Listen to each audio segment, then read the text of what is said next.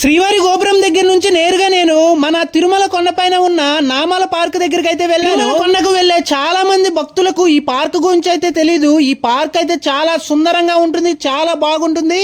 ఈసారి మీరు వెళ్తే తప్పకుండా ఈ పార్క్ అయితే వెళ్ళండి. కొండపైన ఇంత విశిష్టమైన రాములు వారి విగ్రహం ఉందని చాలా మంది భక్తులకైతే తెలీదు.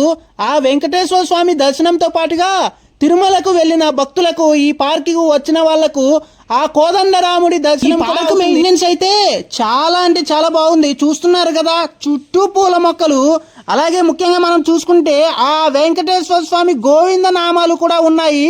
అలాగే ఎదురుగా మనం చూసుకుంటే ఆ రాములోరి విగ్రహాలు కూడా ఉన్నాయి.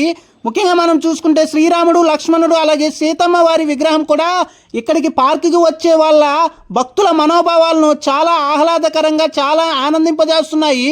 నిజంగా ఇలాంటి పార్కు మన కొండపైన ఉండటం మనం చేసుకున్న అదృష్టం. గోవిందా గోవిందా.